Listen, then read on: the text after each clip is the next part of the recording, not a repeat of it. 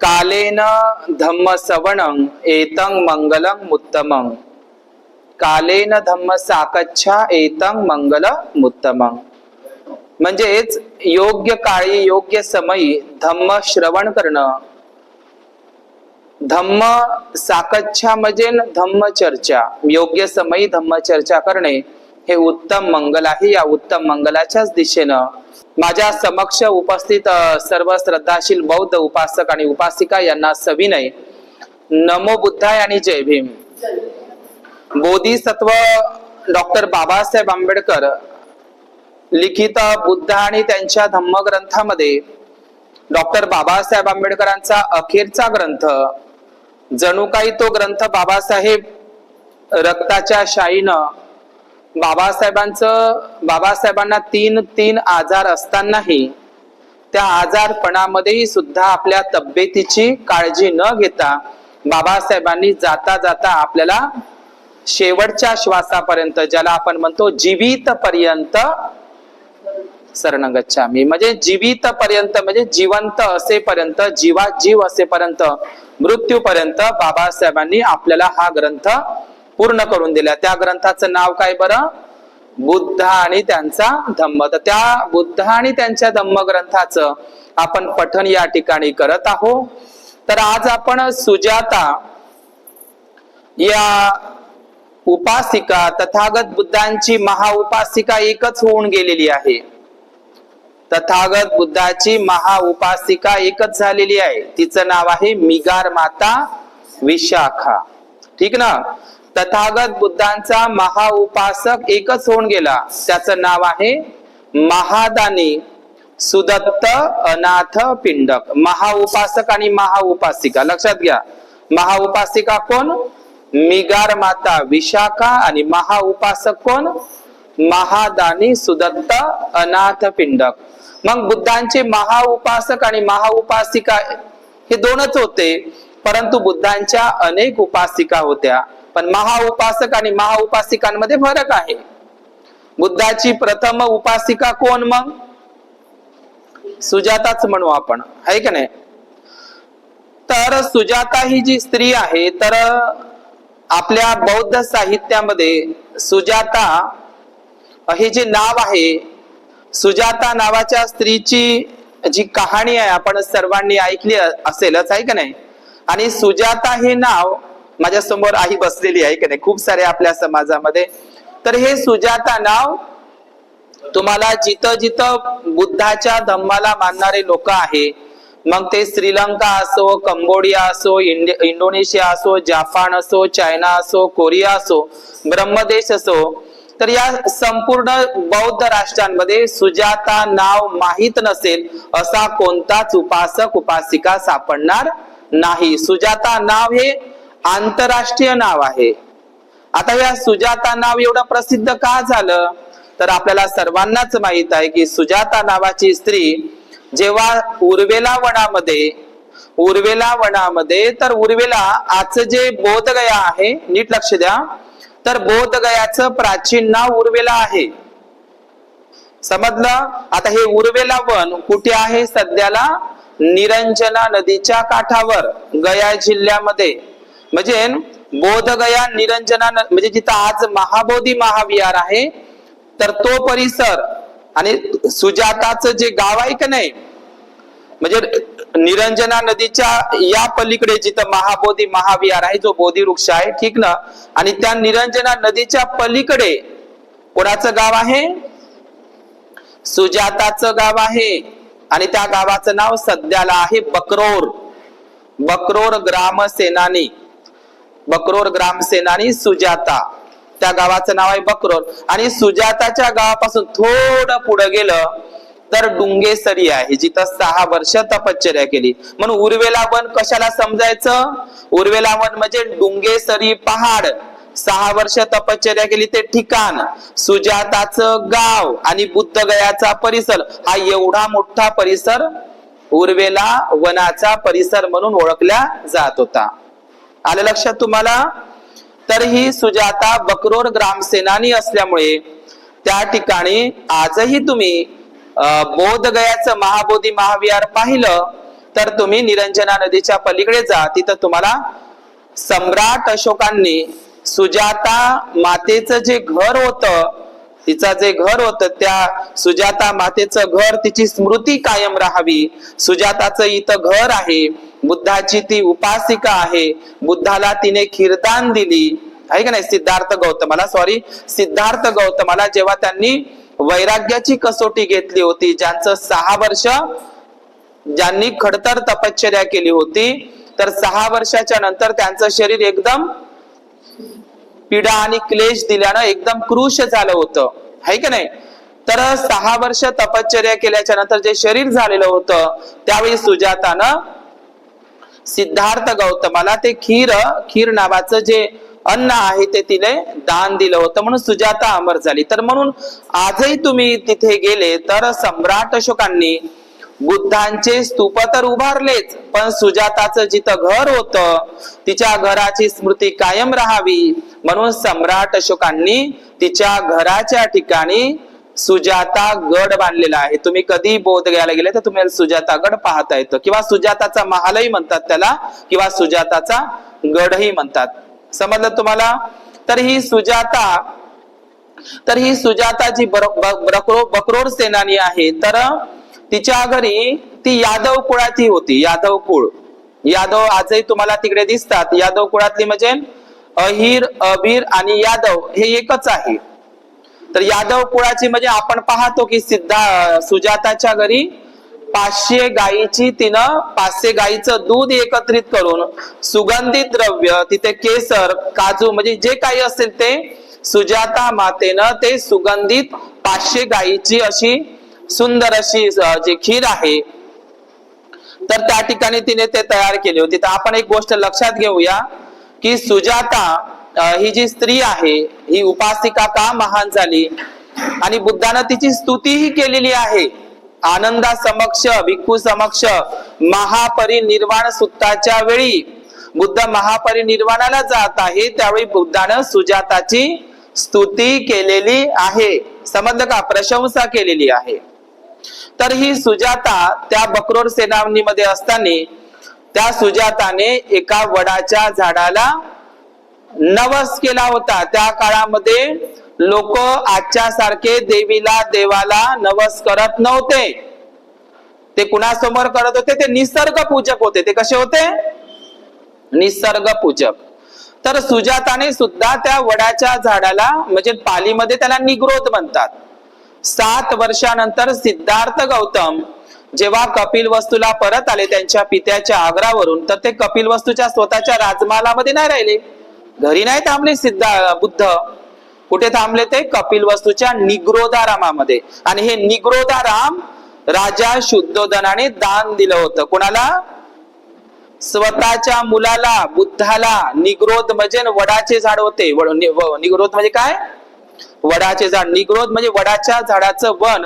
सिद्धार्थ गौतम बुद्धाला त्यांच्या पित्यानेच राजा शुद्धोधनाने दान दिलं होतं कपिलवस्तूला. म्हणून वडाच्या झाडाचं महत्व बौद्ध धम्मामध्ये आहे. झाडामध्ये भेदभाव बुद्धाने कधीही केलेला नाही. नाहीतर तुम्ही म्हणाल वडाचं झाड त्याचं ना, पिंपळाचं झाड आपलं, तर असा भेदभाव नाही.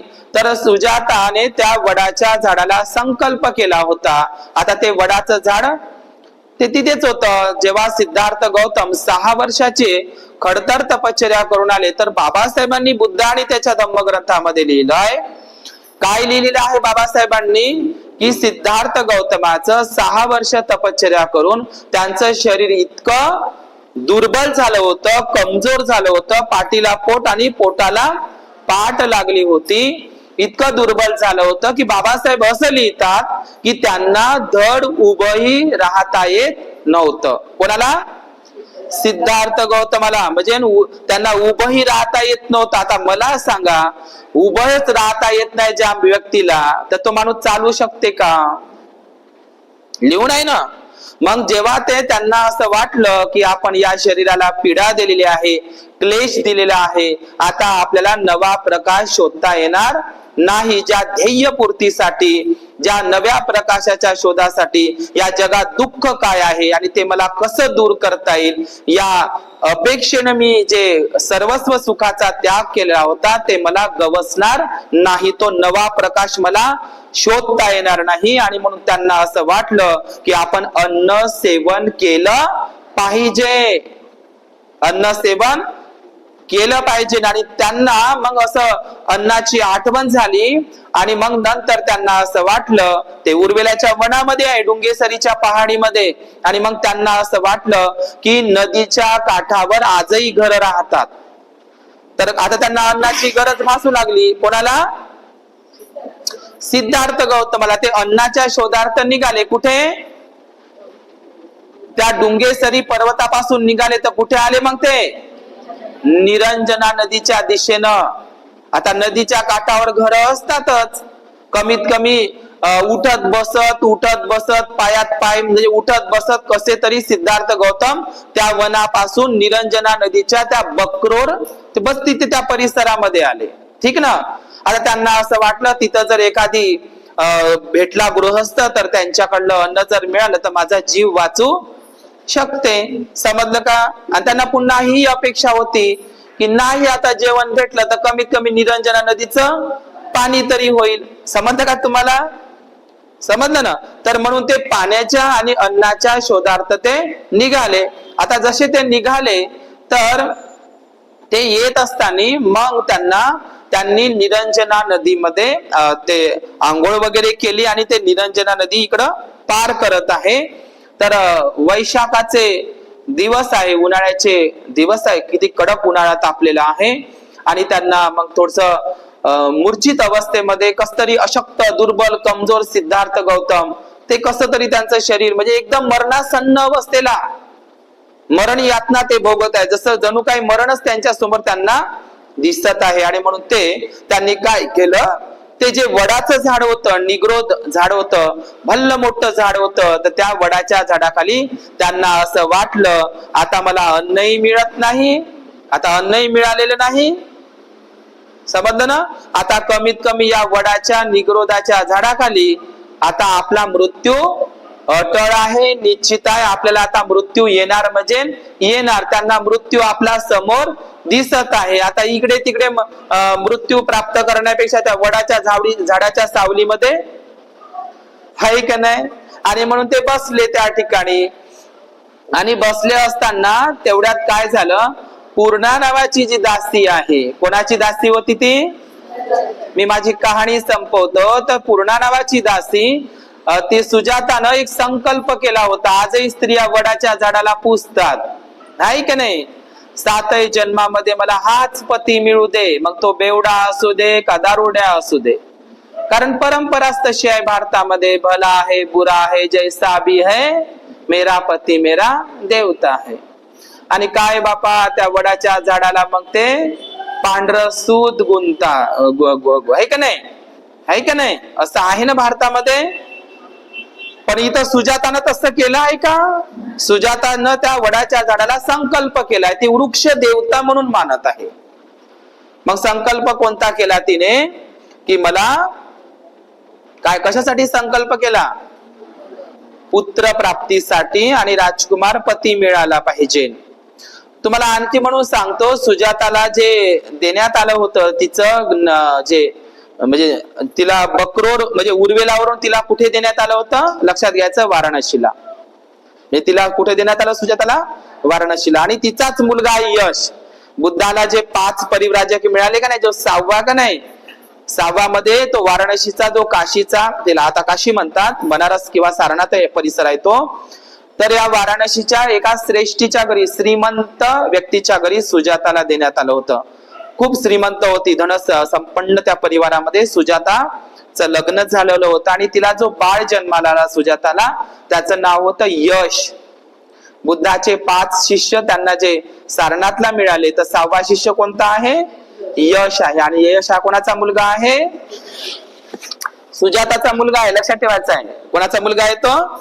6वा शिष्य, बुद्धाचा 6वा शिष्य आहे की नाही, यश. तर हे यश नाव बुद्धिस्ट आहे. ज्योतिबा फुलेंनी सुद्धा आपल्या जे दत्तक मुलगा घेतला त्याचं नाव काय ठेवलं? यशवंत, डॉक्टर यशवंत. आणि हे ज्योतिबांचं आणि सावित्रीचं नाव डॉक्टर बाबासाहेब आंबेडकरांनी आपल्या पहिल्या बाळासाठी निवडलं, ते म्हणजे यशवंत, पहिलं नाव आहे की नाही. तर हे यशवंत नाव, आता यशवंत म्हणा किंवा मग यश म्हणा, पण हे बुद्धिझम नाव आहे.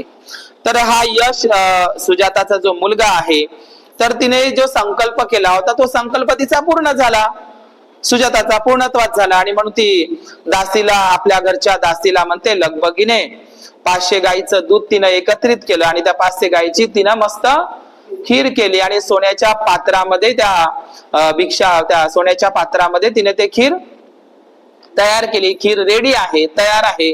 आणि ती पूर्णा नावाच्या, काही ठिकाणी अन्नपूर्णाई असा शब्द दिला आहे, पण पालीमध्ये पुन्हा म्हणतात. इकडे तुम्ही परभणीला गेले तर पूर्णा नावाची नदी आहे.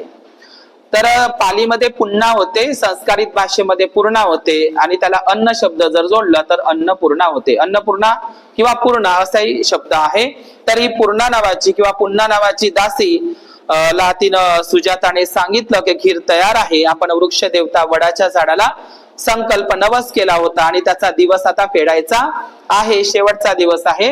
तर मी तर खीर घेऊन येण्याच्या आधी तू त्या वडाच्या झाडाखाली जो काही कचरा बिचरा पडलेला असेल, पाला पाचोळा, तर तू आधीच जाऊन त्याची काय कर, साफसफाई कर. तर पूर्णा नावाची दासी त्या ठिकाणी आली आणि तिने त्या झाडाची साफसफाई तर केली, पण साफसफाई करायच्या वक्ती तिला एक दुर्बल, अशक्त, कमजोर असा सिद्धार्थ गौतम, हाडाचा सापडा, अस्थिपिंजर असं ते गांधार मूर्ती कलामध्ये आहे, ते अफगाणिस्तानला त्या मूर्त्या तुम्हाला पाहता येतं नेटवर.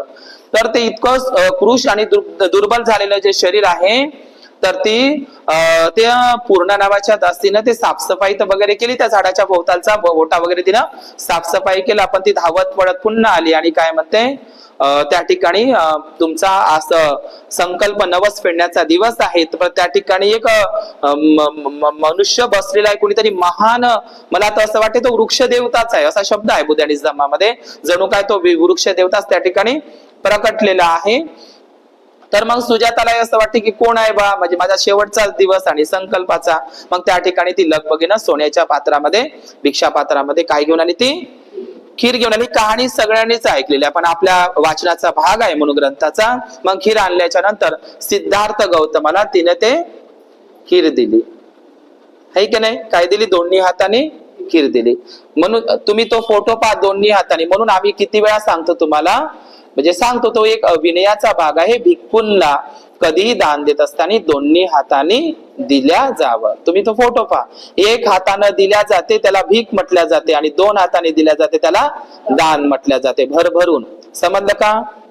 तर म्हणून ते मोठ्या श्रद्धेनं तिनं त्या वृक्ष देवतेला, म्हणजे जणू ती त्या बुद्धाला, म्हणजे सिद्धार्थ गौतमाला असं म्हणत आहे, बुद्ध भाईचीच आहेत ते, आपण हे खीर ग्रहण करावी, है की नाही, हे वृक्ष देवते आमची हे खीर ग्रहण करावी, आम्ही तुम्हाला ते अर्पण करत आहोत. तर ते सिद्धार्थ गौतमाने ते खीर स्वीकारली. कोणाची?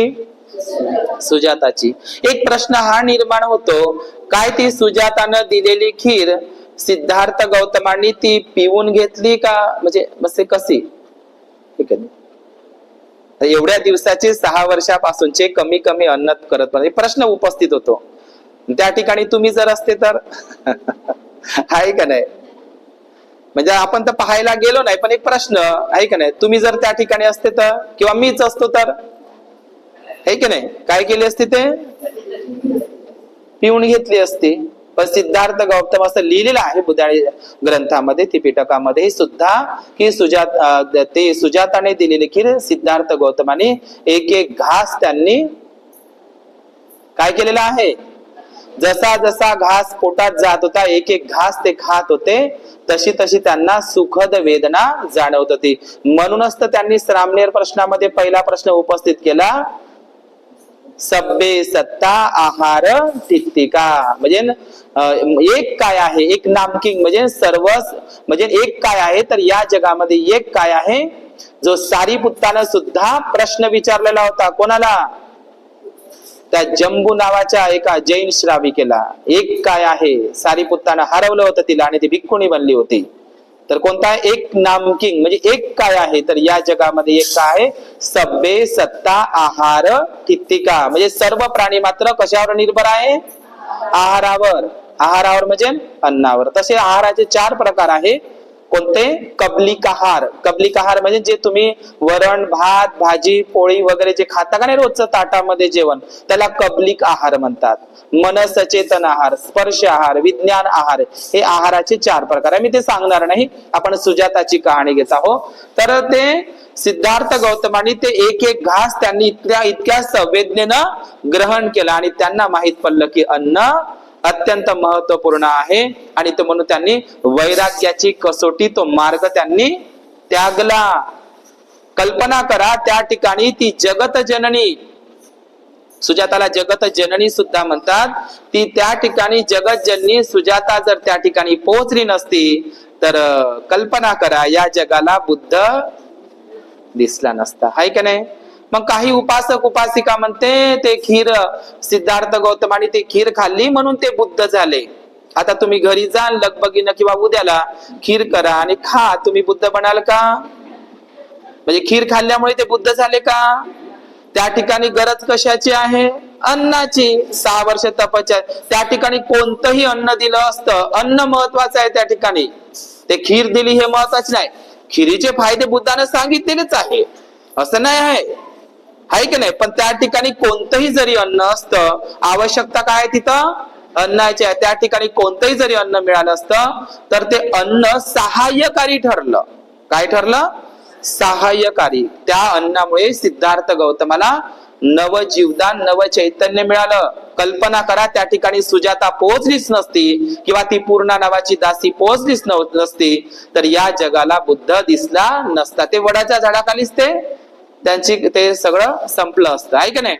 म्हणून लक्षात घ्या, कधी कधी जे अन्न तुम्ही नालीमध्ये फेकून देता, गटारामध्ये फेकून देता, कधी कधी तुम्ही फेकून देता, तेच अन्न आपल्या दारामध्ये आलेला भिक्खू किंवा याचक किंवा आपल्या स्थानिक विहारामध्ये राहत असलेल्या भिक्खूंना दान करणं श्रेष्ठ आहे.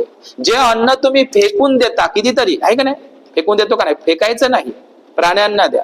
जे अन्न तुम्ही फेकून देता ते अन्न कधी कधी इतरांचा जीवही वाचवू शकतं. तिच्या घरी कितीतरी दूध असेल, सुजाताच्या घरी कितीतरी नास होत असेल, आहे का नाही? एवढ्या 500 गाई तर, आहे का नाही? पण पाहिलं तर त्या दिवसाचं तिचं दूध किती, ते खीर किती महत्वाची ठरली. जे अन्न तुम्ही फेकून देता तेच अन्न कधी कधी इतरांचा जीवही वाचवू शकतं. म्हणून अन्नदान सर्वश्रेष्ठ आहे.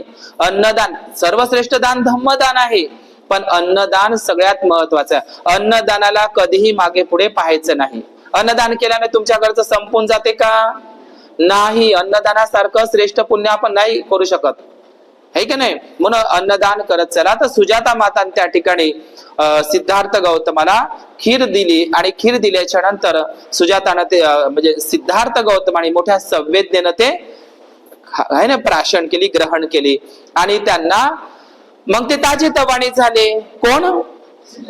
सिद्धार्थ गौतम ताजे तवाने झाले. नव चैतन्य त्यांच्यामध्ये निर्माण झालं, तरतरी निर्माण झाली, ऊर्जा शक्ती बल निर्माण झालं, शारीरिक बल निर्माण झालं आणि त्यांना फ्रेश वाटायला लागलं. आणि मग त्यांनी सुजाताचं आभार वगैरे मानलेले आहे. सुजाता सोबत काही बोलणी झाली, जर तुम्हाला काही मार्ग गवसला सापडला तर मलाही सांगायला याल, असंही सुजाता सिद्धार्थ गौतमासोबत तसं बोलत असते.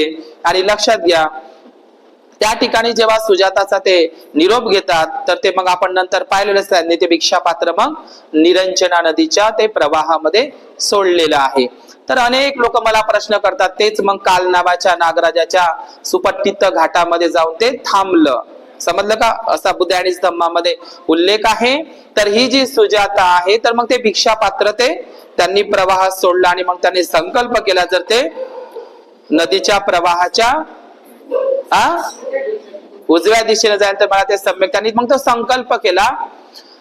आपण त्याच्याकडे जाऊन मला रोज प्रश्न विचारतात लोक, तेच प्रश्न, त्या प्रश्न तात्विक प्रश्न नाही आहे, तो वस्तुनिष्ठ प्रश्न आहे. ते भिक्षा पात्र उलट गेलं काय गेलं त्याच्या आपण पडू नये. त्याच्यामध्ये आपल्याला म्हणजे बाबासाहेबांनी सांगितलंय की जी आपल्या हिताची आणि सुखाची गोष्ट आहे त्याच्याकडे जास्त लक्ष द्या. ते उलट गेलं का सवाशी गेलं त्याच्याकडे तितकं काही लक्ष देण्याची गरज नाही. पण माहिती करून घेण्यासाठी ठीक आहे, पण काही लोक तिथंच लटकले आहे. ते भिक्षापात्र तर लटकलं पण लोकही तिथंच लटकून आहे.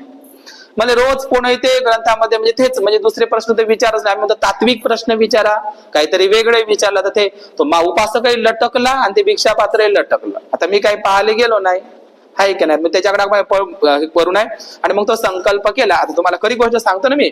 आणि मग त्यांनी ते सुजाता आहे की नाही, मग ते खीर प्राशन केल्याच्या नंतर त्याच निरंजना नदी काठी एक गाई गुर म्हशी चारणारा एक ब्राह्मण होता म्हणते व्यक्ती. ब्राह्मण कुठं गाई गुरं राखत असते का? तर तिथं कोण होता? तो गरीब शेतकरी मुलगा होता. त्याचं नाव होतं स्वस्ती. काय नाव होतं? स्वस्ती. तर तो गाई गुरं राखत होता. सुजाताची खीर प्राशन केल्याच्या नंतर ताजेतवाने मग ते नव्या प्रकाशाच्या शोधात निघाले. आणि त्यांनी मग काय केलं, त्या स्वस्ती नावाच्या एका गरीब शेतकरी मुलानं गाई गुरं राखणाऱ्या त्याच निरंजना नदीकाठी सिद्धार्थ गौतमाला 4 मुठी गवत दान केलं. कुसा नावाचं गवत आजही तुम्हाला निरंजना नदीच्या काठावर दिसते. कुसा मोठं झाड भरड असते ते. किती मोठा दान केलं गवत? स्वस्ती नावाच्या एका गरीब शेतकरी मुलानं सिद्धार्थ गौतमाला 4 पेंड्या म्हणा त्या 4 मुठी गवत, गवताचंही दान. मग त्यांनी ते 4 मुठी गवत घेतलं आणि त्या ठिकाणी जो पिंपळ होता, आधीचं नाव पिंपळच होतं. काय होतं? पिंपळच होतं. तेव्हा त्यांनी त्या निरंजना नदीकाठी मस्त हिरवा गर्द मस्त पिंपळ वृक्ष बघितला. पिंपळ वृक्ष हे आधीचं नाव, पण तेव्हा त्यांना बोधी प्राप्त झाली त्या वृक्षाखाली. बोधी म्हणजे काय? ज्ञान, सम्यक संबोधी प्राप्त झाली. म्हणून ते पिंपळ तर आहेच. आता आपण पिंपळ म्हणतो, पण आपण खास लोक त्यांना बोधी वृक्ष म्हणतो. आजही बिहारचं टुरिझमचं बोधी वृक्षच आहे. आणि त्या बोधी वृक्षाला जगातील सगळ्यात लोक त्या बोधी वृक्षाला काय करतात? वंदन करतात. किती वंदनीय आहे. स्वतः बुद्धाने सुद्धा बुद्धत्व प्राप्तीनंतर त्या बोधी वृक्षाचे, त्या पिंपळ वृक्षाविषयी कृतज्ञता बाळगलेली आहे. असे पाहत राहिले की या बोधी वृक्षामुळेच मला यांनी आसरा दिला. मला सम्यक संबोधीचं हे माझं वज्रासन आहे, माझं ठिकाण आहे. म्हणून वृक्षाविषयी कृतज्ञता बाळगणं, वृक्षाविषयी आभार बाळगणं हे बुद्धानं शिकवलेलं आहे. स्वतः बुद्धानेच, तुम्ही साचीत नाही तर 84,000 स्तूपावर स्वतः बुद्धाने बोधी वृक्षाला, पिंपळाला बोधी राजा नमस्तुते म्हणून स्वतः बोधी वृक्षाला हात जोडले. कोणी? वृक्षाला, पिंपळ वृक्षाला, बोधी वृक्षाला. समजलं का? म्हणून ते बोधी वृक्ष म्हणून जगामध्ये अमर आहे. काय? बोधी वृक्ष. तर त्या बोधी वृक्षाखाली एक वज्रासन, वज्रासन म्हणजे काय? त्या 4 गवताच्या पेंडीचं आसन तयार केलं आणि त्यांच्यावर सिद्धार्थ गौतमाने सम्यक संबोधी जोपर्यंत मला प्राप्त होत नाही तोपर्यंत मी हे वज्रासन, हे स्थान मी सोडणार नाही असा संकल्प, असा अधिष्ठान त्यांनी, असा मनोनिग्रह त्यांनी काय केला? तयार केला. आणि त्या ठिकाणी 40 दिवस पुरेल इतकं अन्न त्यांनी गोळा केलेलं होतं. म्हणजे त्या ठिकाणी ते उठत बसत होते. परिसर त्यांनी ते जागा आखणी केली आणि त्या ठिकाणी त्यांनी मनोनिग्रह केला की जोपर्यंत मला सम्यक संबोधी प्राप्त होत नाही तोपर्यंत मी हे वज्रासन सोडणार नाही. वज्र म्हणजे काय होते? दगड, म्हणजे दगडासारखं मजबूत. त्या ठिकाणी जे घेतलेलं वचन आहे ते सोडायचं नाही, ते पूर्णत्वास न्यायचं असा संकल्प, असा अधिष्ठान त्या ठिकाणी सिद्धार्थाने गौतमाने घेतलं. तर लक्षात घ्या, सुजाता त्या ठिकाणी ते खीर म्हणजे म्हणूनच गेलेत ना, ते मस्त ताजेतवाने झाले आणि मग त्या झाडाखाली ते सिद्ध झाले. मग नंतर ते प्रबुद्ध झाले या जगामध्ये. त्यांनी मग सुजाताचं अन्न किती महत्वाचं आहे म्हणून मी 2 मिनिटांमध्ये संपवतो. जेव्हा महापरिनिर्वाणाची वेळ आली तर त्यावेळी शेवटचं भोजन कोणाच्या हातचं? पावा मल्लांची राजधानी होती पावा नगरीतली. तशी कुशीनगर, अनुप्रिया आणि पावाही होती. तर या पावा येथील आम्रवनातील चुंद लोहाराचं शेवटचं भोजन त्यांनी ग्रहण केलेलं आहे. आणि बुद्धत्व प्राप्तीनंतर कोणाचं भोजन? तपस्सू आणि भल्लिक, जे कुठले होते? ते ब्रह्मदेशातले व्यापारी होते. समजलं का? ब्रह्मदेशातले व्यापारी. समजलं? त्या ब्रह्मदेशातल्या तपस्सू आणि भल्लिक, तेव्हा भिक्खू संघाची स्थापनाच व्हायची आहे. तर ते 2च शरणागमन केलेलं आहे, बुद्धंग आणि धम्मंग. त्या तपस्सू आणि भल्लिकचं, बुद्धाचे प्रथम उपासक 2 उपासक कोण? तपस्सू आणि भल्लिक. बुद्धत्व प्राप्तीनंतरचं दुसरं भोजन कोणाचं आहे? तपस्सू आणि भल्लिक या 2 व्यापाऱ्यांचं. ठीक आहे, ठीक ना? आणि शेवटचं भोजन, पण बुद्धत्व प्राप्तीच्या आधीचं भोजन कोणाचं आहे? सुजाताचं. म्हणून बुद्धाने स्तुती केली आहे महापरिनिर्वाण सूत्रामध्ये, भिक्खू संघ हो हे आनंदा, धन्य ती सुजाता माता तिची मी खीर प्राशन केली आणि मला ते खीरचं भोजन सहाय्यकारी ठरलं. मी सुजाताच्या भोजनाची काय करतो? प्रशंसा करतो. धन्य ती सुजाता माता, जिचे भोजन सेवन केल्यामुळे ते भोजन मला सहाय्यकारी ठरले, मदतगार ठरले. तिच्या खीरदानाच्या भोजनामुळे मला बुद्धत्व प्राप्त करता आलं. ते भोजन मला अत्यंत महत्वाचं आहे. त्या भोजनाची मी स्तुती करतो, सुजाताच्या भोजनाची. आणि चुंद लोहाराचं भोजन ग्रहण करून मला काय प्राप्त झालं? महापरिनिर्वाण. म्हणून चुंदाला दोष देऊ नका. चुंदाचं भोजन, चुंदाच्याही भोजनाची मी स्तुती करतो. जेवढी सुजाताच्या भोजनाची मी स्तुती प्रशंसा करतो, तेवढीच चुंदाच्याही भोजनाची मी स्तुती करतो. काही लोक झगडेच करतात. तो सोनारच होता म्हणते, काही लोहारच होता म्हणते, काही लोक म्हणते डुकराच होतं, काय म्हणते कंदच. त्याच्यातही वाद चालू आहे. एक माणूस तर इतका आहे बाबा, मी चुंद म्हणून तो चंदूच वय म्हणे. ऐक ना, मी म्हणून बाबा नाही बाबा काय बा चुंद वय बा, तो माणूस म्हणे चंदूच वय म्हणे. त्यातच लटकला तो. असे लोक लटकून आहे. मी म्हणू चुंद वय आणि तो माणूस वय काय म्हणे? चंदू वय म्हणे. म्हणजे सांगा आता, त्याच्यामध्ये असे लोक आहे आपले, आहे का नाही? आहे का नाही? तर सुत्त निपात जर वाचलं तुम्ही तर चुंद सुत्त तुम्हाला सापडेल. चुंद सुत्त खूप छान आहे. श्रमण जीवनाचे त्याच्यामध्ये उपदेश केलाय. चुंद हा भिक्खूही आहे अशा प्रकारे. तर हा चुंदाचीही स्तुती केली. तर चुंद लोहाराचं भोजन ते सोनाराचंही म्हणतात. तर त्यांचं जे भोजन ग्रहण करून त्यांनी महापरिनिर्वाण प्राप्त केलेलं. म्हणून भोजन अत्यंत महत्वाचं आहे. भूक भयंकर रोग आहे. आता भूक जर भयंकर रोग असेल तर त्याच्यावरचा औषधी कोणती आहे? अन्नच आहे. आहे का नाही? म्हणून आपल्या इथे वर्षावासाची खूप संधी आहे आणि वर्षावासाच्या संधीमध्येच भिक्खूंना भोजन दान दिलं पाहिजे असं कोणी सांगितलं? वर्षावासातलं भोजन दान म्हणजे पुण्यदायक असं कोणी सांगितलं? वर्षावासात नाही, आपल्या मनामध्ये, आपल्या चित्तामध्ये जेव्हा चेतना उत्पन्न होईल, श्रद्धा उत्पन्न होईल, आपण कधीही आपल्या घरामध्ये असं काही नाही की आपल्या घरी कार्यक्रमच असला पाहिजे, मग कार्यक्रमाच्याच निमित्तानं बलवायचं भंतेजींना. म्हणजे कोणतरी मरण तवा म्हणजे मराची वाट पाहायची आम्ही, मग कोणतरी जन्म झाला मग तवा वाट पाहिजे आम्ही, मग काहीतरी लग्न मग तवा नाही. आपल्या चित्तात कार्यक्रमाची गरज नाही.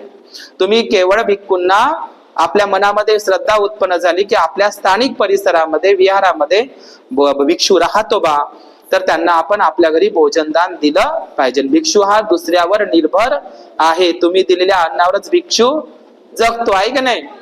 का तुमच्या घरचं संपून जाते? आहे का नाही? तर सुजाता कशामुळे अमर झाली? खिरीमुळे झाले. सुजाताने किती दिवस अन्न दान केलं सिद्धार्थ गौतमाला? एकच दिवस अन्नदान केलं. आज 2500 वर्षापेक्षा जास्त वर्ष झाली. एकच दिवस अन्नदान केलं तर इतिहासामध्ये अजरामर झाली. सुजाता ही अजरामर झाली आणि सुजाताची खीरही अजरामर झाली. आता काही लोक म्हणतात भंतेजी काय करता जी, सगळं काही केलं पण दूधच सापडलं नाही, भंतेजीने खीरच राहिली करायची. आहे का नाही? कारण ही कोणी सवय लावून दिली? सुजातानं पौर्णिमेच्या दिवशी. आहे का नाही? खीर या शब्दाचा, खीर हा पाली शब्द आहे, संस्कारिक शब्द क्षीर आहे. खीरला दूधच म्हणतात. खीर म्हणजे दूधच आहे पण त्याच्यामध्ये सुगंधित द्रव्य, तांदूळ वगैरे टाकून ते करून ते मग खीर आहे. पण खीर या शब्दाचा अर्थ दूधच होतो. खीर हा पाली शब्द आहे. समजलं का तुम्हाला? तर एकच दिवस खीरदान करणारी सुजाता जर अमर होत असेल, सुजाताची खीर अमर होत असेल, तर आपण भोजनदान निश्चितच दिलं पाहिजे. नाही का नाही? धावपळीत भोजनदान दिलं पाहिजे. आमची एक यवतमाळ जिल्ह्यामध्ये पिंपळकुटीला एक उपासिका होती, देवकाई. झोपेतच मरण पावली. तिला हार्ट अटॅक आला. खूप चांगली उपासिका. म्हणजे भिक्खू जर तिच्या गावामध्ये कोणताही गेला तर तिचं नाव निघालं आता. आहे का नाही? देवकाबाई शंभरकर, पिंपळकुटीच्या आई. एवढ्या श्रद्धावान. म्हणजे गावात जरी भिक्षू गेला, अचानक जरी गेला, वावरात जाता जाता डोक्यावरची शिदोरी सोडून विहारात भंतेला जेवण देत होती. मी स्वतः बघितलं बाबा म्हणून सांगून राहिलो. तर याला म्हणते श्रद्धा. किंवा तिला गडबड जरी असेल तरी विहारात भोजनदान, भंतेजी भोजन घ्या, मला कामाला जायचं आहे, तुमच्या वेळेवर तुम्ही भोजन करा, आशीर्वाद वगैरे घेऊन ते भोजन गाथा म्हणून निघून जात होती. म्हणून भोजनदान करणं खूप सर्वश्रेष्ठ. आपण भोजनदान दिलं पाहिजे. सुजाता नावाची स्त्री जर त्या ठिकाणी पोहोचली नसती तर या जगाला बुद्ध दिसला नसता. आणि म्हणून सुजाताचं नाव जोपर्यंत चंद्र, सूर्य, आकाश, तारे राहतील, बुद्धाने जर सुजाताची स्तुती केली तर सुजाताचा आपण आदर्श घेतला पाहिजे. तिचं नावच आहे सु म्हणजे चांगली आणि जात म्हणजे ते एक सदाचारी जीवन. जात म्हणजे एक विशिष्ट पद्धतीचं सदाचाराचं, शिलाचाराचं जीवन. आहे की नाही? तर या ठिकाणी आजच्या या रमाई बुद्ध विहारामध्ये